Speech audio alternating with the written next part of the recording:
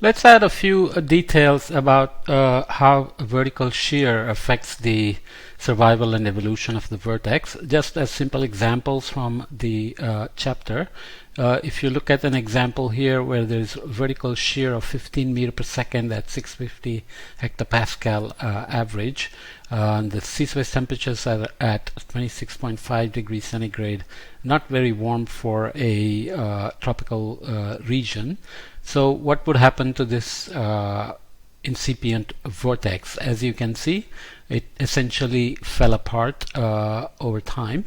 You can read the times here, maybe not, but anyway, that cyclone didn't survive. Whereas another one, if you look at incipient vortex at SST of 28 degrees centigrade and a shear of only 10 meter per second at 650 hectopascal, manages to survive and evolve into a cyclone with a very nice structure and a clearly defined eye, rain bands, and large-scale entrainment of air feeding the cyclone. So other factors that matter are suppression of convection due to stabilization of the boundary layer by cool downdrafts. So not all convections are favorable for the survival and evolution of a cyclone from an incipient vortex.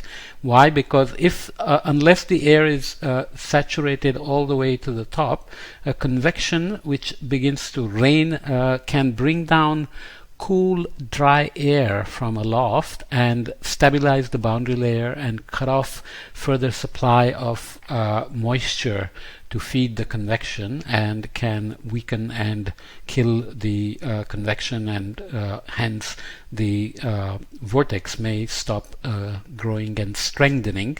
And the other more detailed examples include the eye wall becoming very strong convectively but getting completely isolated, and then outer bands begin to evolve their own strong circulation, and their convection produces dry air feeding the eye wall eventually, because it's been cut off from this circulation by in this case. There are examples given by Joanne Simpson's papers that you can look at. Essentially that can lead the eye wall to starve and then maybe even collapse, in which case the outer band may move in and form a new wall and the cyclone may re-energize. Okay, so all kinds of details can happen depending on exactly what the processes are going on inside the eye, to the eye wall, to the outer bands are. Vertical shear has an important effect, obviously. Looking at this blog, weather.us, this is showing an example of a vortex in a low shear region. Thunderstorms and associated latent heat release organized symmetric about the center when the shear is low, and the downdrafts and the dry air don't have much of an opportunity to dilute the plume of convection that is going really strong.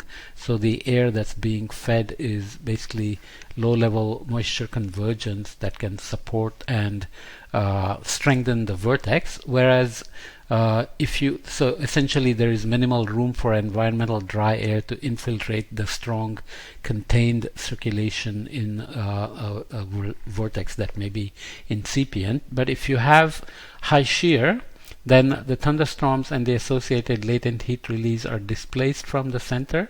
So now the latent heat exchange is happening over a larger area.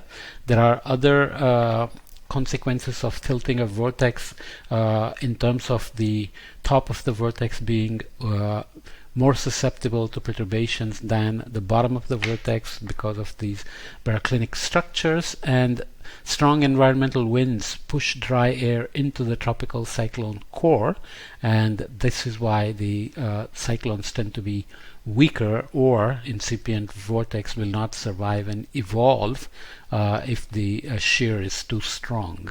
Okay.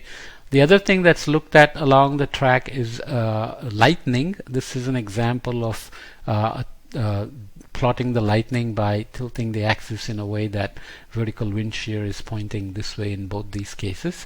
Hurricane Bertha, which was stronger, and this is Tropical Storm Alberto after it made landfall and had weakened. And there are distributions of lightning which are indicators of how the convection is oriented with respect to the shear, and how strong cyclones have the distribution of lightning versus weak or cyclones that have made landfall and weakening. Okay, so you can see that there is much more lightning activity here all around compared to this strong cyclone that has still got a good structure and can withstand the wind shear. So essentially the inertial stability of the core is much stronger here than here. So lightning provides an indication of that as well. Okay, so these are few examples of how cyclogenesis can happen. Incipient vortices can be formed by various methods that we discussed, but its survival and evolution then depends on many factors that are related to the various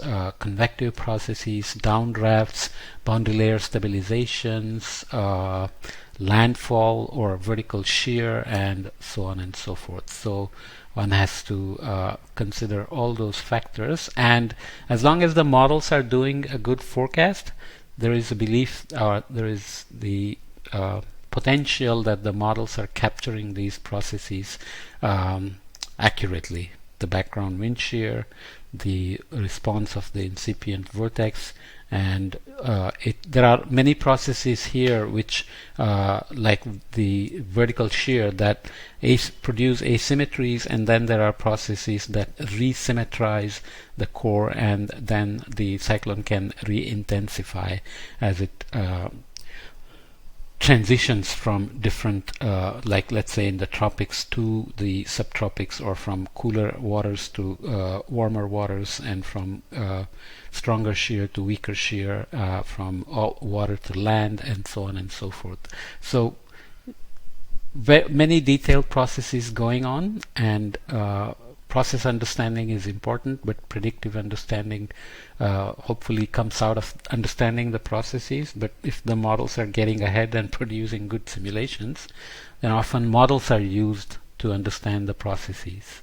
So that can also work. And of course then observations have to be more observations have to be taken to confirm the model, especially when idealized situations are set up, or when you're trying to understand what cyclones will do in the future as global warming goes on, and you have dynamic and thermodynamic responses in terms of wind changes, humidity changes, convective threshold changes, and so on and so forth.